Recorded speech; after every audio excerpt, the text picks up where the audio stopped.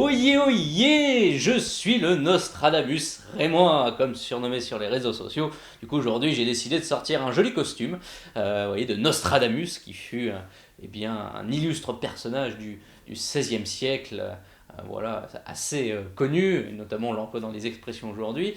Dans cette chronique, je vais évoquer ce qui va bien à Reims, parce que j'ai pas envie de passer pour un hater, comme on dit, c'est-à-dire celui qui casse du sucre sur diverses choses et tout le temps et sans raison. Non, je vais vous parler des choses qui vont bien dans ce club, parce que si Reims est aujourd'hui en Ligue 1, c'est qu'il y a forcément des choses qui ont fonctionné et qui fonctionnent toujours. Le premier aspect, c'est celui de la finance. Reims est très bien géré financièrement. 7 millions d'euros de réserve, d'autres pourront dire et pourquoi pas l'investir sur des joueurs, mais je pense que on a presque 30 joueurs professionnels à Reims, ouais, il y a de quoi faire au niveau de la masse salariale, mine de rien. Donc de ce point de vue-là, Reims a vraiment une petite réserve qui, en cas de coup dur, peut servir. On n'oublie pas que Reims, le stade de Reims a également eh bien, construit son propre centre de vie, ça aussi, ça a un coût. Donc là-dessus, il y a également une politique pour l'avenir qui est quand même très intéressante, parce que l'immobilier, bah, ça, c'est très très très intéressant pour l'avenir. Et puis il y a également la politique de formation. Ça, la politique de formation, encore un résultat excellent. Finaliste au tournoi de Montaigu, défaite contre Rennes 4-1, cette génération 2000. Ouais, les joueurs sont nés en 2000, ils n'étaient même pas là en 98 quand on a été champion du monde.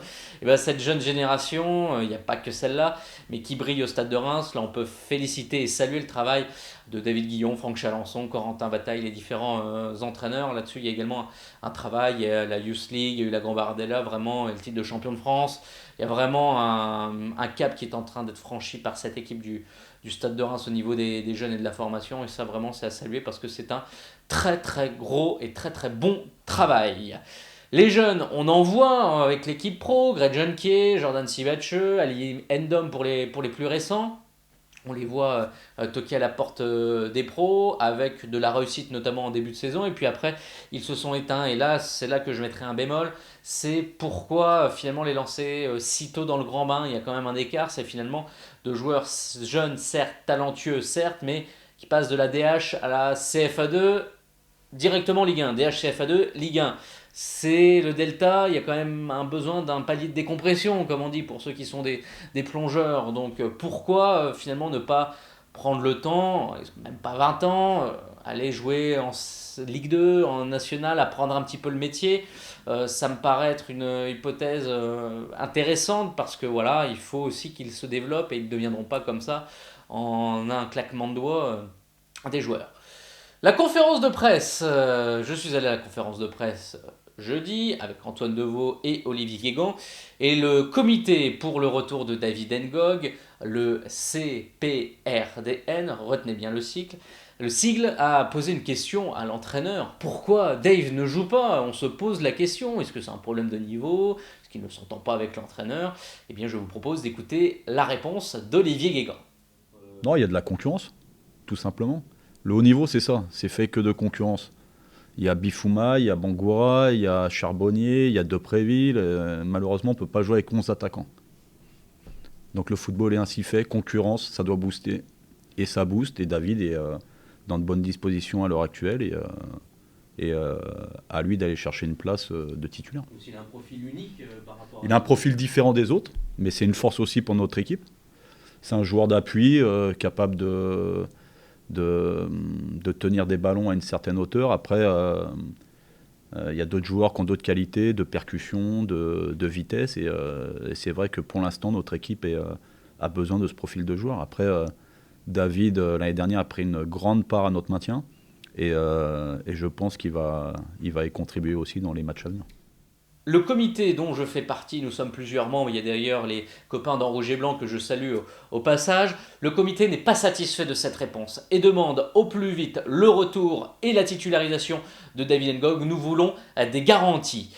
Trêve de plaisanterie, c'est vrai que quand même si Olivier Guégan nous dit qu'il aura une carte à jouer d'ici la fin de saison, je pense qu'aujourd'hui, dans un aspect un peu plus... on va dire pragmatique du jeu, David Ngog, qui a un profil unique, mérite d'être relancé. Je ne vois pas pourquoi on s'entêterait encore avec Thierry Bifouma, qui est quand même un joueur qui arrivait comme ça, bim, titulaire tout de suite pratiquement. Donc voilà, il faudrait peut-être aussi rééquilibrer les choses. Bon, ça fait partie d'une gestion de vestiaire, on va dire. Alors Reims, Antoine Deveau est venu en conférence de presse. Reims va affronter Rennes. Rennes, c'est 13 buts sur les 4 derniers matchs. C'est une armada offensive.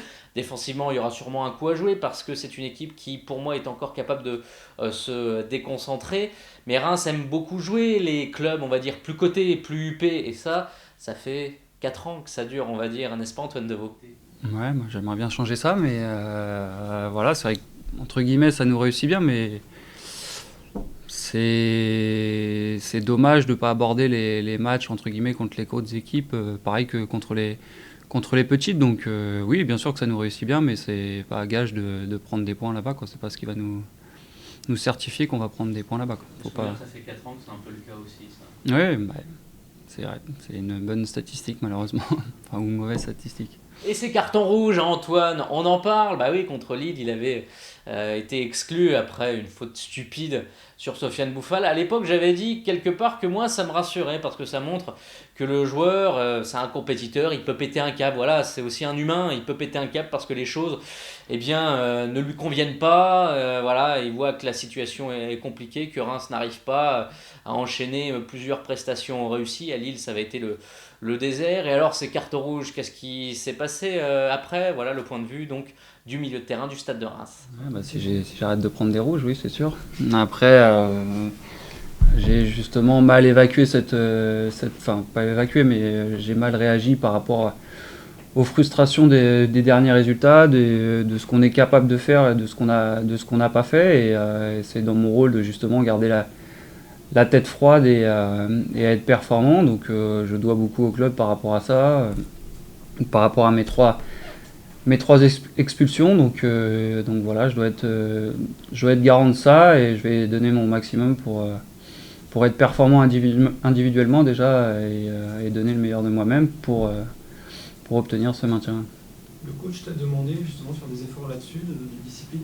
Oui, bah, je me suis fait disputer comme je pourrais disputer ma fille, donc ça fait bizarre à 31 ans, mais non, voilà, c'était aussi justifié, même si il n'y avait pas cette intention de prendre une suspension, mais voilà, ça a été fait, mal fait, et j'en suis le premier désolé, j'en ai fait une nuit blanche derrière, donc c'est que ça me touchait quand même.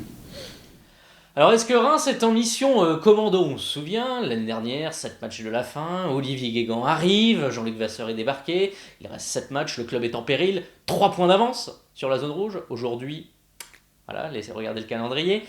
Est-ce qu'on est en mission commando? Alors, j'ai posé la question, est-ce que le contexte est le même? La réponse de notre Olivier local.